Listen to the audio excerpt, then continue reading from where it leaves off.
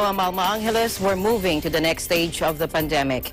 And as the world resets to the new normal, we find ourselves seeking the right balance between health and livelihood, constantly adjusting the boundaries between liberty and responsibility. On tonight's headlines.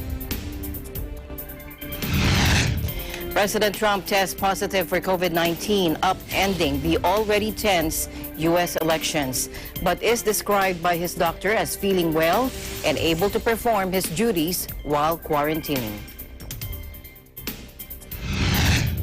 World leaders wish to U.S. President Donald Trump and his wife Melania a quick recovery following his announcement that they were quarantining after testing positive for COVID-19.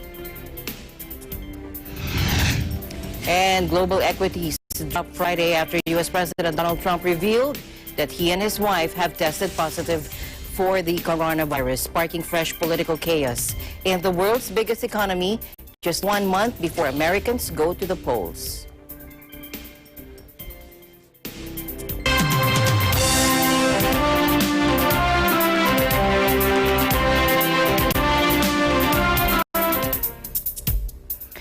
U.S. President Donald Trump has tested positive for COVID-19, upending the already tense U.S. election, but was described by his doctor on Friday as feeling well and able to perform his duties while quarantining. Take a look.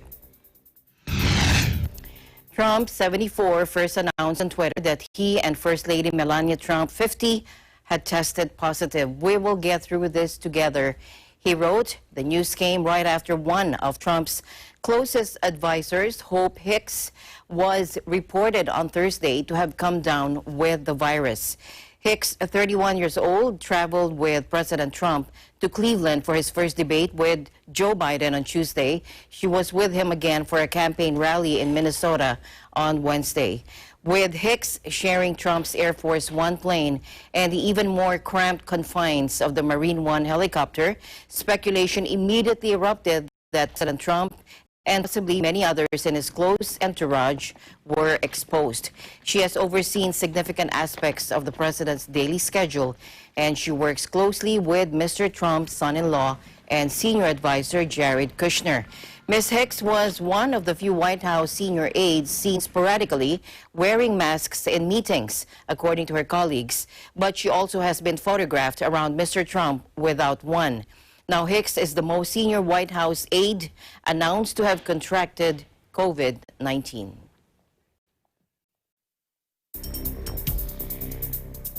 Meanwhile, U.S. First Lady Melania Trump tweets that her and President Donald Trump are feeling good after they tested positive for COVID-19. Take a look.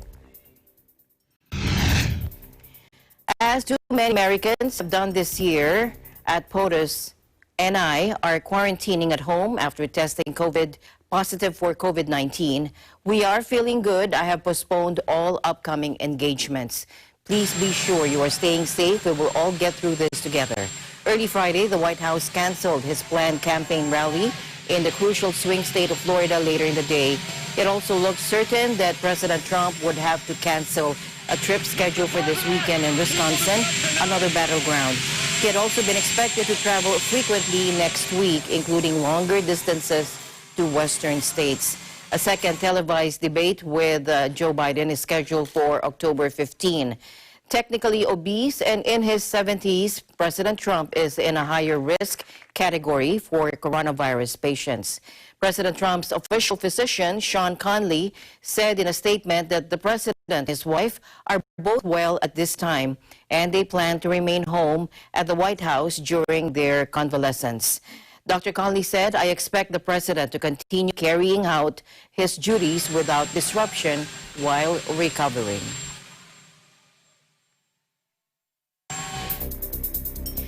Meanwhile, a senior research fellow on global health at Southampton University said that President Donald Trump is in a high-risk group after contracting COVID-19, but that even people in their 70s can remain asymptomatic or have mild symptoms. Take a look. Well, Donald Trump is a man aged 70 who, from the presidential medical report, appears to be overweight. And these are all risk factors for increased severity of illness within COVID-19. So he's in a high-risk group. We will wait and see how his condition pans out over the next few days. But in terms of the epidemiology, he would be placed in a vulnerable group. We are now several months into the pandemic, and so we have got about 6 months or so of clinical knowledge that is supporting people who get ill from COVID. So we know a few drugs that work. We know how to handle people in hospital and in intensive care if they get there. So mortality rates are dropping from the disease. So it's probably slightly better that Trump has infection now rather than 6 months ago. Even people in their 70s do remain asymptomatic or get a mild illness. It's not inevitable that he is going to get very ill. His risk of dying is probably only at a few percent. So it is potentially a very serious illness, but it's not inevitable that he is going to get ill and be hospitalized. I think regardless, even if the president does turn out to be asymptomatic or have a mild illness, we do know this is a very severe disease. It kills many people, it hospitalizes many people, and there are many people showing symptoms of what we call long COVID, where people are having health consequences long after they are supposed to have recovered from the infection.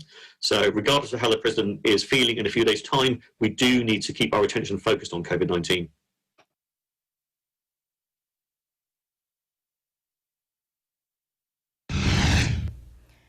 Meanwhile, U.S. Vice President Mike Pence tested negative Friday for COVID-19, according to his spokesman, after President Donald Trump stunned the world by disclosing he has contracted the coronavirus. Spokesman Devin O'Malley tweeted, "As has been routine for months, Vice President Pence is tested for COVID-19 every day." And this morning, Vice President Pence and the Second Lady tested negative for COVID-19. After President Trump tweeted about his diagnosis Thursday evening, the Vice President and his wife sent their well wishes, saying, "Our love and prayers to our dear friends, President @Real Donald Trump and @Flotus Melania Trump." Vice President Mike Pence would assume control of the presidency should President Trump become incapacitated, according to the 25th Amendment. Now, world leaders had wished the U.S. President a speedy recovery. Take a look.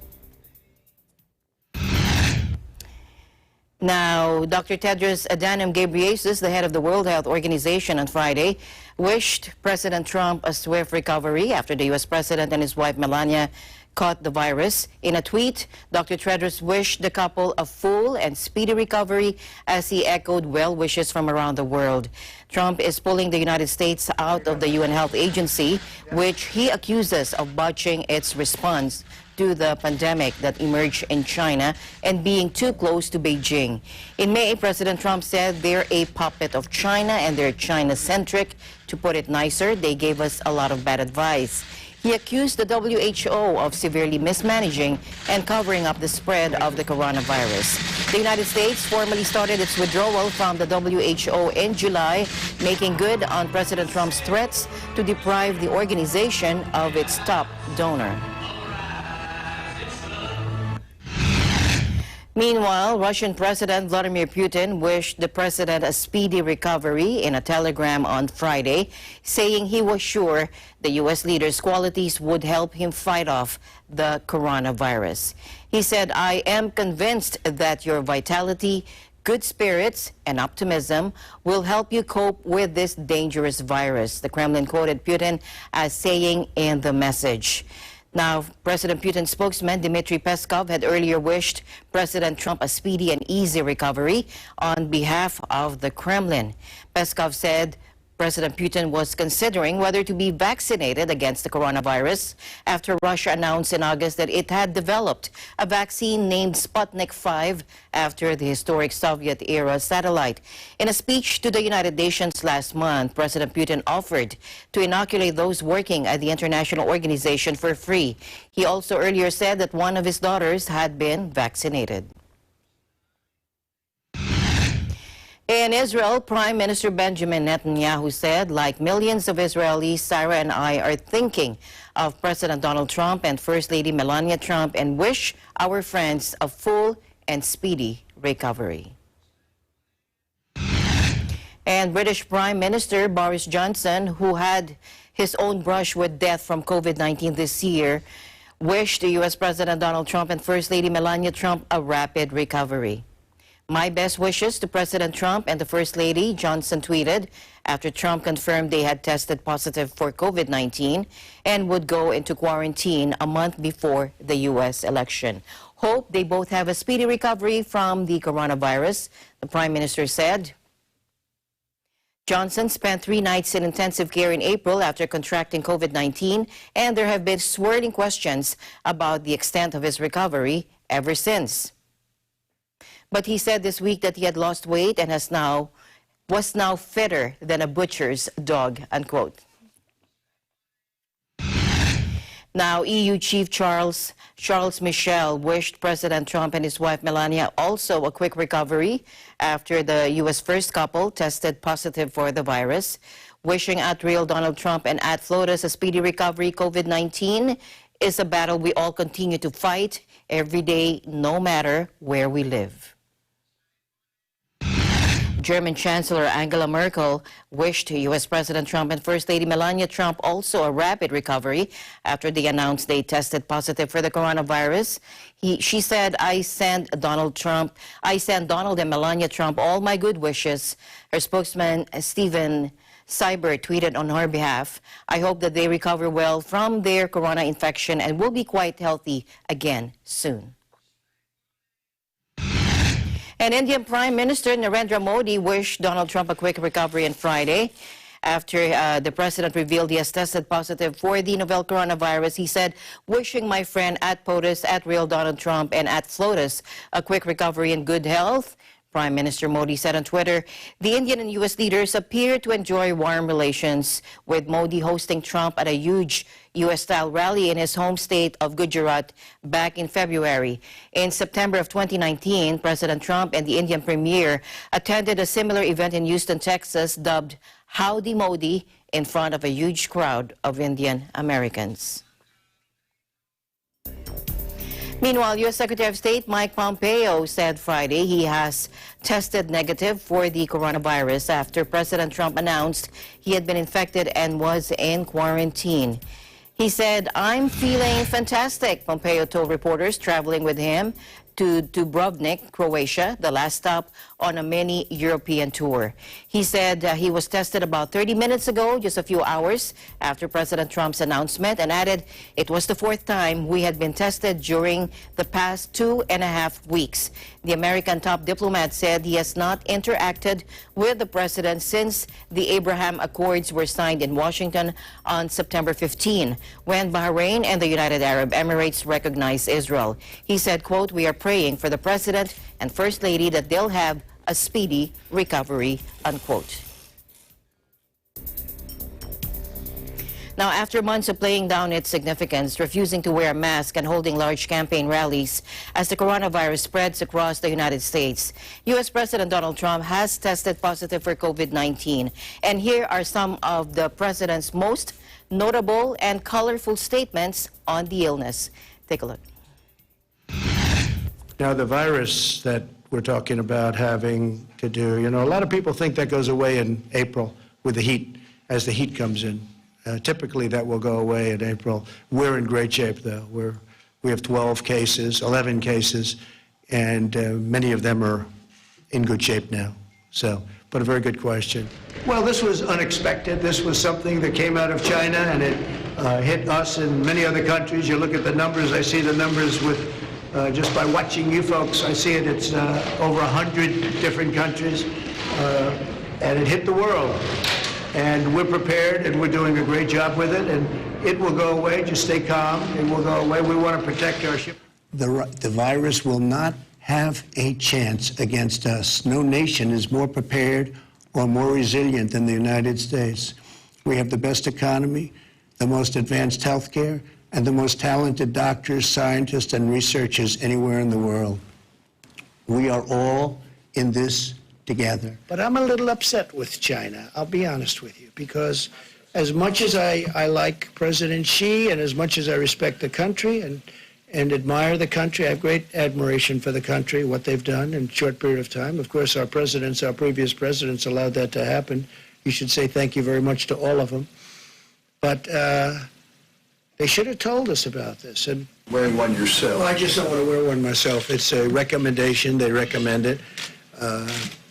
I'm feeling good.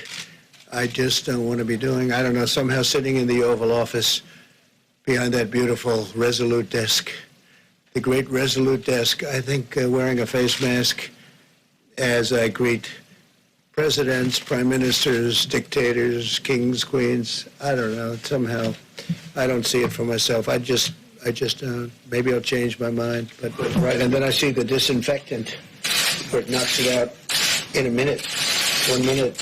And is there a way we can do something like that by injection inside or almost a cleaning? Because you see it gets on the lungs and it does a tremendous number of lungs. So it'd be interesting to check that. So that you're going to have to use medical doctors with. But it sounds interesting to me. Supposing we hit the body with a tremendous, whether it's ultraviolet or just very powerful light, and I think you said that hasn't been checked, but you're going to test it. And then I said, supposing you brought the light inside the body, which you can do either through the skin or in some other way. And I think you said you're going to test that too. Sounds interesting. And my question is, have you seen anything at this point that gives you a high degree of confidence that the Wuhan Institute of Virology was the origin of this virus? Yes, I have. Yes, I have. And I think that the World Health Organization should be ashamed of themselves because they're like the public relations agency for China. They had a report come out, and the results of the report, it was a very unscientific report, by the way, but I get a lot of tremendously positive news on the hydroxy, and I say, hey, you know the expression I've used, John? What do you have to lose? Okay, what do you have to lose? So I have been taking it for about a week and a half. Every day? At some point, every day. I take a pill every day. But no, we test more than anybody by far. And when you test, you create cases. So we've created cases. I can tell you some countries, they test when somebody walks into a hospital sick or walks into maybe a doctor's office, but usually a hospital. That's the testing they do, so they don't have cases, whereas we do. We have all of these cases, so, you know, it's a double-edged sword. At the same time, we have the lowest mortality, or just about the lowest mortality in the world. We will distribute a vaccine. We will defeat the virus. We will end the pandemic, and we will enter a new era of unprecedented prosperity, cooperation, and peace. As we pursue this bright future, we must hold accountable the nation which unleashed this plague onto the world, China. Eagle News, we'll be right back.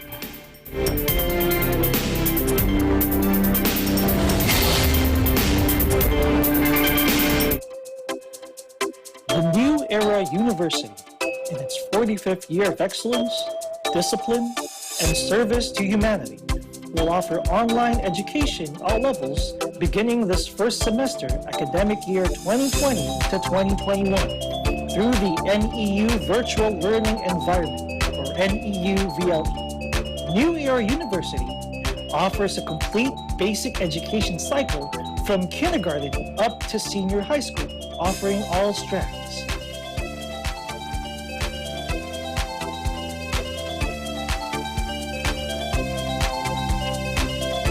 NEU has 18 colleges,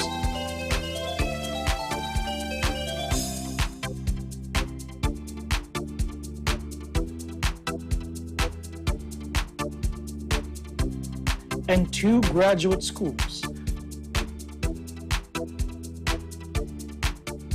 It also offers ALS and ETF. Best of all, NEU has the most affordable tuition fees among private universities in the Philippines.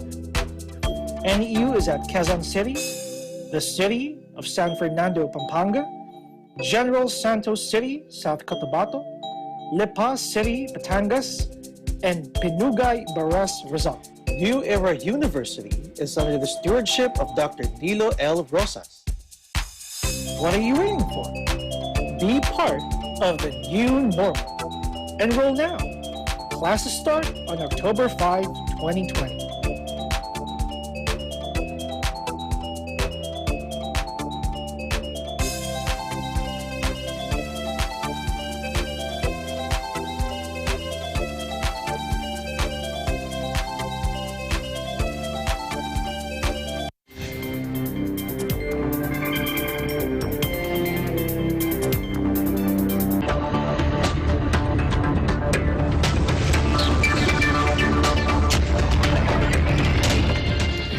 Global equities drop on Friday after U.S. President Donald Trump revealed that he and his wife have tested positive for COVID-19, sparking fresh political chaos in the world's biggest economy just 1 month before Americans go to the polls.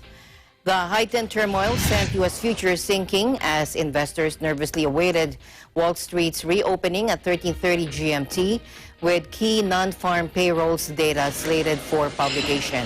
Europe's major bourses dropped sharply at the open before clawing back ground. Japan's Nikkei closed down 0.7% as trading resumed following Thursday's market shutdown caused by a technical fault and amid holiday closures in many key Asian hubs. The greenback climbed against higher-yielding currencies, including the Australian dollar and South Korean won, while gold jumped more than 1% and oil prices continued their downward spiral. Sydney, Singapore, Jakarta, and Bangkok were all down more than 1%, but Manila and Wellington both rose. London, Paris, and Frankfurt all fell more than 1% at the open. Oil prices tanked 4%, extending Thursday's heady losses that were also rooted in the market being awash in crude amid timid demand.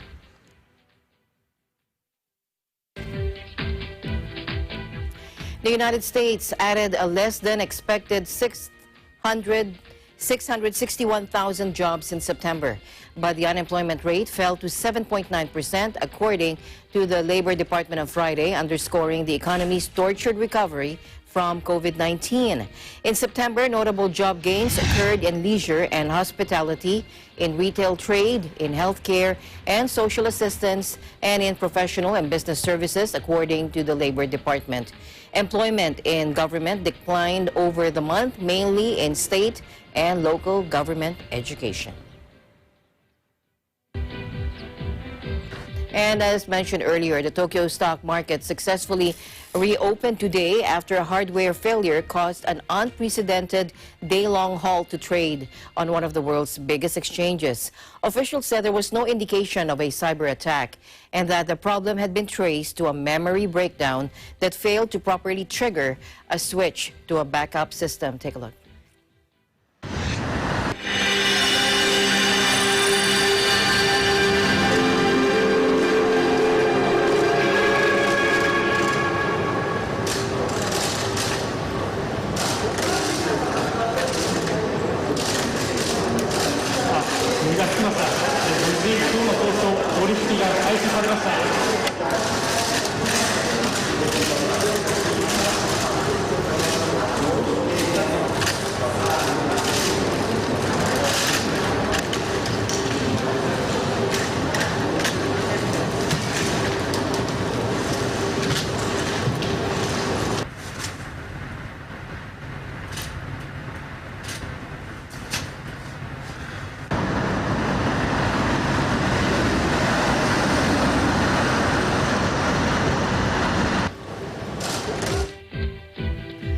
Meanwhile, Amazon said more than 19,800 of its workers have tested positive for COVID-19 during the pandemic.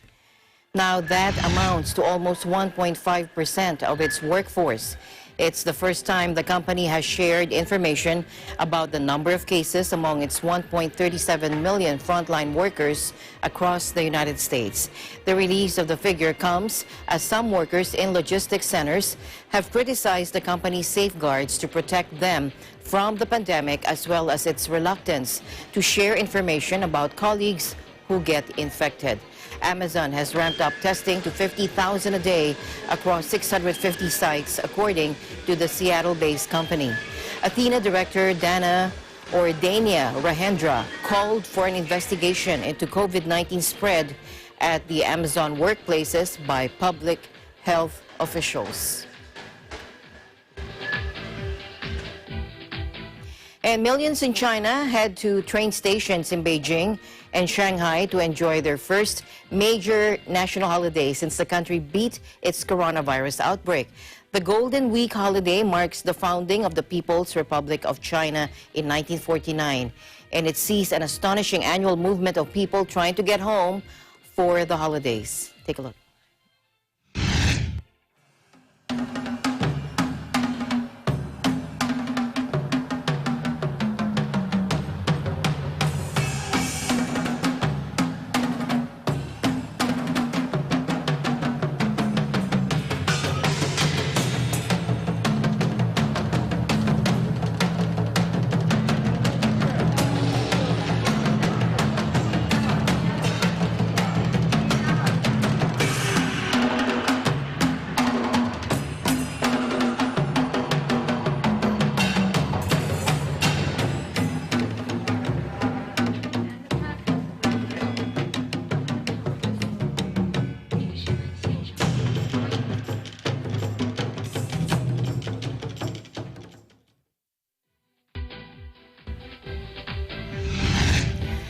Indonesia air carrier Garuda painted its Airbus A330-900 Neo to make it appear to be wearing a protective mask.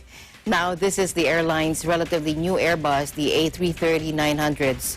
The A330 Neo that has been painted is just one of 14 of the Airbuses that will join the Garuda Indonesia fleet.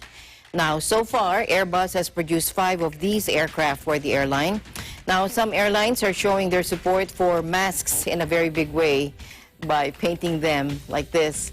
Now, for the foreseeable future, face masks have been and will continue to be a part of our daily lives, even on planes.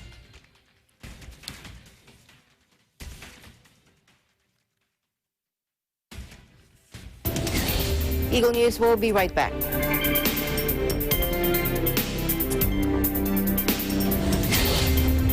Mula noon hanggang ngayon, gabay natin ang MTRCB ratings sa matalino at responsableng panonood.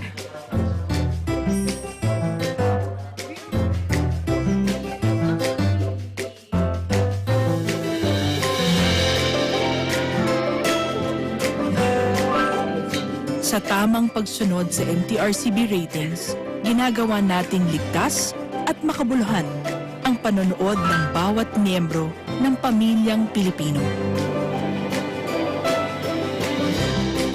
Lumipas man ang panahon, hanggang may pamilyang Pilipino, andyan ang MTRCB. Ngayong linggo,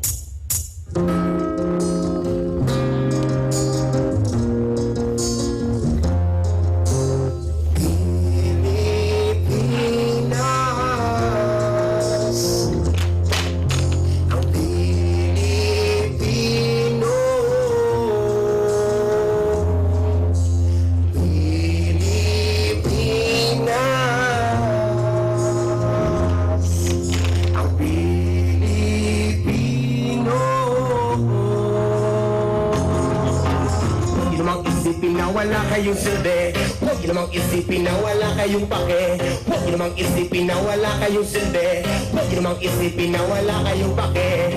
Bigyang daanan at may bagong habang. Ang Deset One ay merong paraan. Kapayapaan at pag-ibig naman ang tangi ko na lang sinasandalan. siyak na yayani ang TNG Dance Floor sa gagawing performance ng FCPC Balik Tanaw. Abangan ang first monthly finals ng Tagisan ng Galing Part 2 dito lang sa Net 25.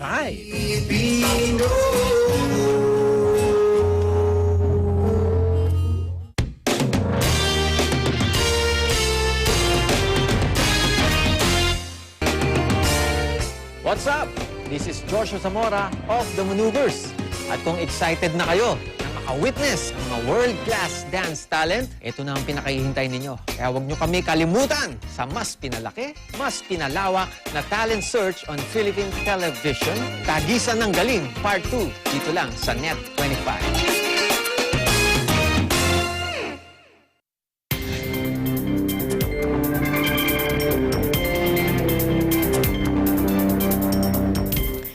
Now, in the United Kingdom, the Health Secretary announced new curbs on social mixing in and around Liverpool following a rise of coronavirus cases in the city.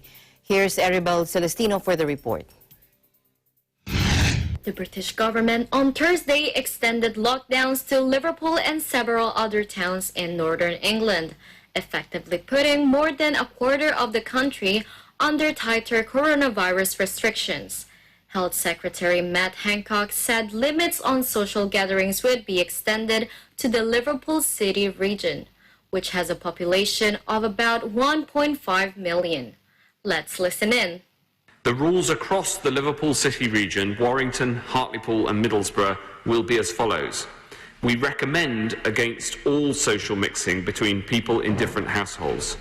We will bring in regulations, as we have in the North East, to prevent in law social mixing between people in different households in all settings except outdoor public spaces like parks and outdoor hospitality. We also recommend that people should not attend professional or amateur sporting events as spectators in the areas that are affected, We recommend that people only visit care homes in exceptional circumstances, and there will be guidance against all but essential travel. Essential travel, of course, includes going to work or school. It is critical that the whole country acts together now to control the spread of this virus. So please, for your loved ones, for your community, and for your country, follow the rules and do your bit to keep this virus under control. As we just heard, similar measures to limit socializing and trips outside the home were imposed in nearby Warrington, also in the northwest, along with Middlesbrough and Hartlepool in the northeast. Before the announcement, some 16 million people of the UK's 66.8 million people were already under some local restrictions, according to the main opposition Labour Party. London is currently exempt, but the capital is on alert due to rising cases and hospital admissions. The new rules in Liverpool will ban mixing between different households except outdoors, and residents were advised to avoid care homes and only travel for essential reasons, which include school or work. Prime Minister Boris Johnson said Wednesday he was keen to avoid a nationwide stay-at-home order of the kind imposed in March, when coronavirus first swept across Britain.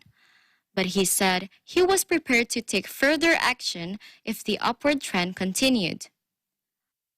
More than 42,000 people have died from the virus so far in Britain, the highest toll in Europe. The UK-wide lockdown was eased in June, but a recent rise in cases has alarmed authorities. In addition to the localized restrictions placed on towns and cities, devolved governments in England, Wales, Northern Ireland, and Scotland have imposed rules across their nations restricting social contact, particularly in private homes. In a rare piece of good news, researchers involved in a mass testing program at Imperial College London said Thursday they had seen signs that the growth of infections was slowing. The survey, which involved 80,000 volunteers tested in England between September 18 and 26, found around 1 in 200 people were infected. Professor Paul Elliott, director of the program, said the growth of new cases may have slowed, suggesting efforts to control the infection are working. However, he added, the prevalence of infections is the highest that we have recorded to date. This reinforces the need for protective measures to limit the spread of the disease. Reporting from the United Kingdom, I'm Arabelle Celestino, and we live in interesting times. In Russia, a war of words between the Kremlin and the recovering opposition leader, Alexei Navalny. Navalny blamed President Vladimir Putin for poisoning him in August with Novichok, a Soviet-era nerve agent. The Kremlin immediately hit back at Navalny's statements, calling them groundless and unacceptable. Moscow accused the politician of working with the CIA. Now, Navalny threatened to sue the Kremlin over the CIA claim, and he demanded evidence. The EU will impose sanctions on figures in Belarus linked to President Alexander Lukashenko for a crackdown which has come in the wake of disputed elections, according to the European Council President Charles Michel. But Lukashenko himself won't appear on the list. Take a look. Tomorrow, via the written procedure, we will implement the sanctions on Belarus, and you know that what's on the table is a list with about 40 names. And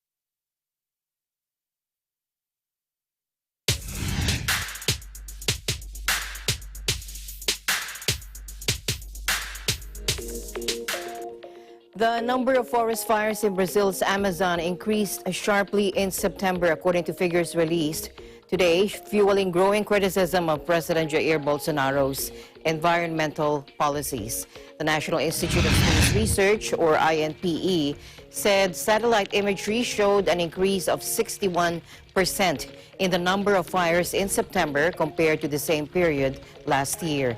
Satellites used by the Institute detected 32,017 outbreaks last month in the Amazon compared to 19,925 in the same month in 2019. In the first 9 months of the year, the total number of fires increased by 14% over the same period in 2019, according to the INPE. Despite the data from the INPE, a world-renowned public body, Bolsonaro has continued to denounce a campaign of disinformation about the Pantanal and the Amazon. On Wednesday, President Bolsonaro, an ally of U.S. President Donald Trump, lashed out at U.S. Democratic presidential candidate Joe Biden for disastrous and unnecessary comments on the destruction of the rainforest. Joe Biden said during the first presidential debate that if elected in November, he would raise $20 billion to help Brazil to stop tearing down the Amazon, threatening significant economic consequences if it did not.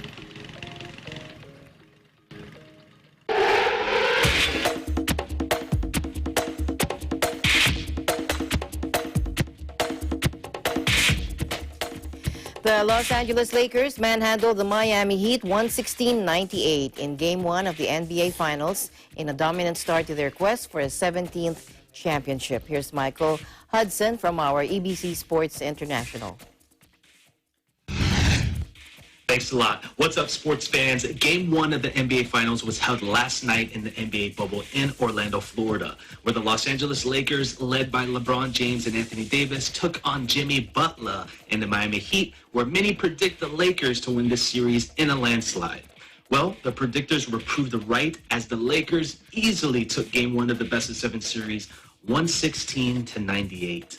Anthony Davis led all scorers with 34 points and 9 rebounds as LeBron almost logged a triple-double with 25 points, 13 rebounds, and 9 assists.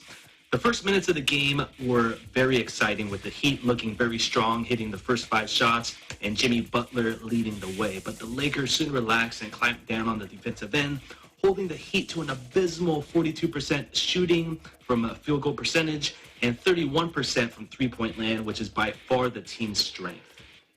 Jimmy Butler led the Heat with 23 points and looked very strong throughout the game until he severely twisted his left ankle in the second quarter, but he still did finish the game.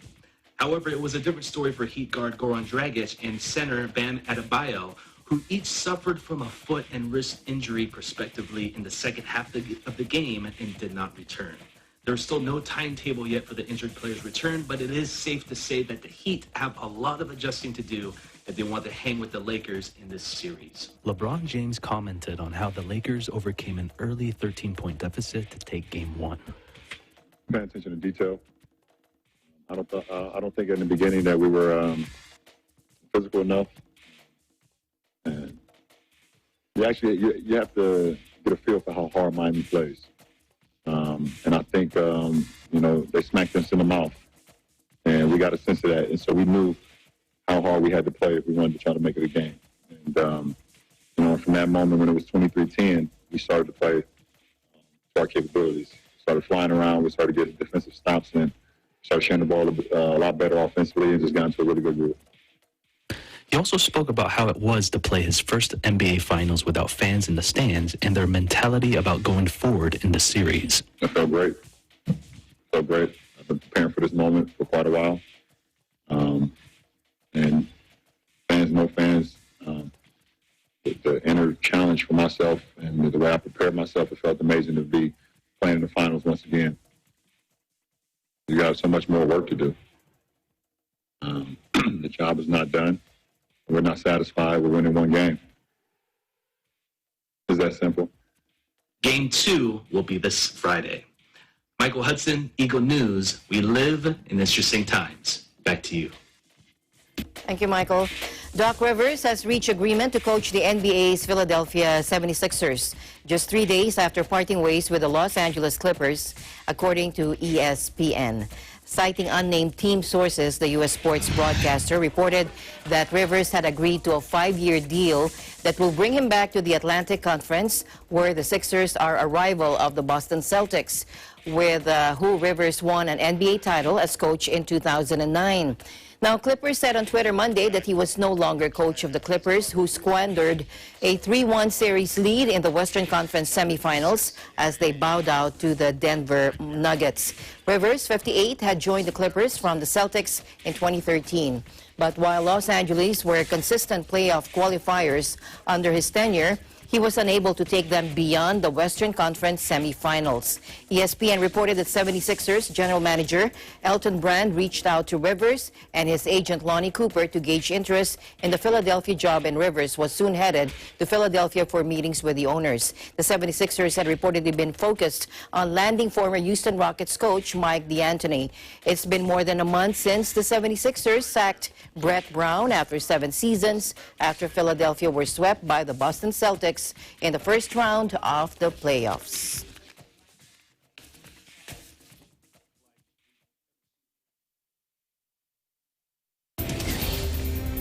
In time of physical and emotional distance, we give importance to the unsung service delivered by our frontliners, our news correspondents, positioned all over the world. Without them, we would not have the eagle-eye focus on the facts of this pandemic and its continuing repercussions on our lives. To our international correspondents, thank you for staying in touch with our viewers. Stay safe, protect yourselves and others. Good night. I'm Alma Angeles. We live in interesting times.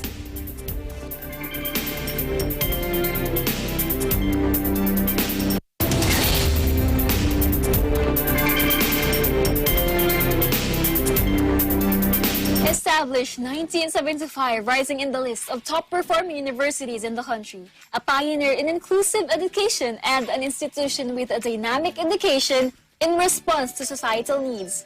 With already 5 campuses throughout the country, this is the New Era University. These are the programs offered in the branches outside of Metro Manila, starting off with the New Era University Pampanga branch. This is the first branch outside of Metro Manila and now offers complete basic education, K-12 and collegiate programs. For the basic education, preschool, nursery, kinder, elementary, grades 1 to 6, junior high school, grades 7 to 10, and senior high school, grades 11 to 12. These are the available strands for senior high school for academics, STEM, ABM, HUMS, technical, vocational, industrial arts, ICT, home economics, and for sports, human movement and safety and first aid. For the New Era University Lipa branch, initially offering preschool and elementary, the branch now offers secondary education program, K-12 curriculum with the senior high school program and the School of Graduate Studies. For the basic education, preschool, nursery, kinder, elementary, grades 1 to 6, junior high school, grades 7 to 10, senior high school, grades 11 and 12, and the SPAD program.